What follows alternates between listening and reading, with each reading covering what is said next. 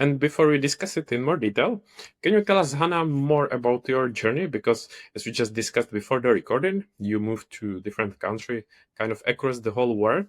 So maybe before saying where you are actually based, what was like the impulse actually to move and make such a bold move? Oh my God. Yeah. I mean, yeah, so I moved from the UK to Thailand last year. Originally, I left the UK in 2024, in January 2024. So it was sort of just to have a like backpacker sort of experience at the time. And I like had just started freelancing. So I actually didn't expect much to come of it, of the freelancing. So I was just sort of traveling and hoping to make a bit of money to keep me going. But because I was posting on LinkedIn, it ended up like doing way better than I imagined. So I was obviously traveling a lot. And then last year I realized that actually, no, it was 2024, end of 2024. I keep thinking it's 2025 still. So end of It's not that long, yeah. yeah, end of 2024, I realized that it's very hard to run a business and also travel so much. I was moving around a lot, so I really wanted to find a base. But I was sort of like dotting around, and I ended up coming to Bangkok. I didn't really want to come. It was just like friends were here, and I literally got here, and then a week later, I was like, "Yeah, I'm moving. I'm moving to Bangkok." So I've been here ever Did since. did you fall in love with the city? Did you enjoy it that much that that's the reason why you stayed? Yeah, yeah, because I'd been here a few times before, but I always went to a different part of the city and it was more of a touristy area. But then I came to an area that was a lot more built up for workers. There's like an amazing culture here for both like local Thai people and those who are remote and come over and work here remotely or like within the city itself. And yeah, I just fell in love with it basically. It's set up so well. So much better than the UK. No fun. UK. No, but I'm happy to hear that. And when you started traveling, did you have like a destination in mind, or did you go, I don't know, the places that you just liked, or like a specific one that you wanted to go to?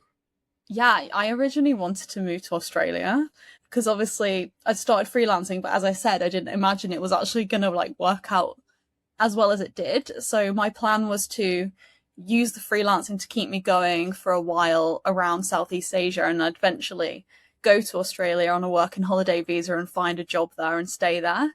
But then obviously the freelancing went really well. I realized I wanted to scale it up a bit more and moving to Australia is a little bit more difficult when you have your own business. And Yeah. also I just like love Thailand. It's like the best country in the world. hmm So it sounds like, have you got like plans to try different country or different city or to stay there?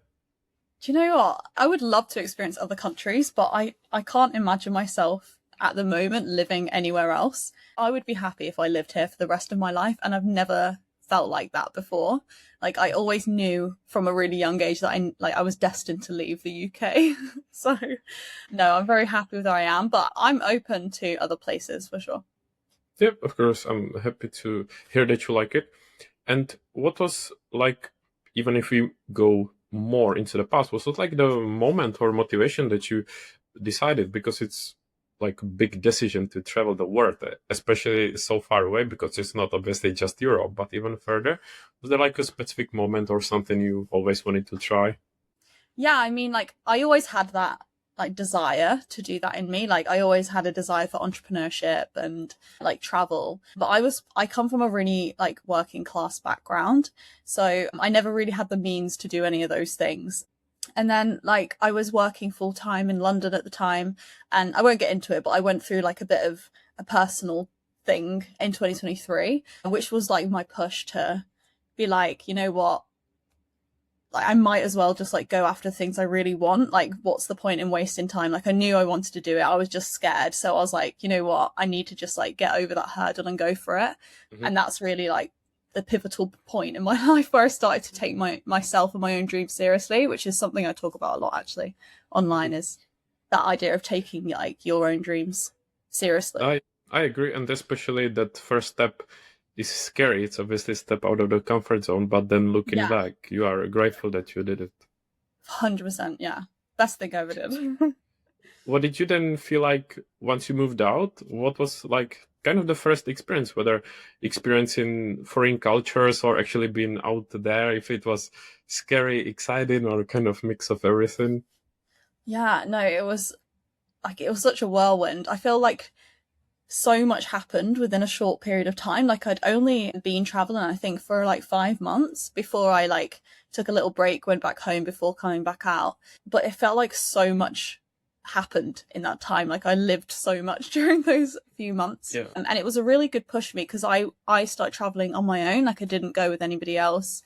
And that I feel like I developed personally so much within that time, just like socially, Mhm. meeting people like in business wise as well. Like I was meeting so many other business owners. And yeah, just I've made like some really key friendships during that time that I think I'll now have for the rest of my life, which is something I'm really happy with. One of the best things to come out of the experience for sure.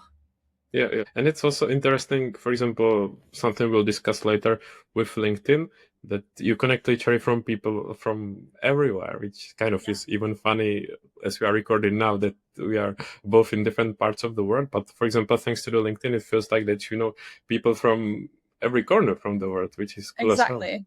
Yeah.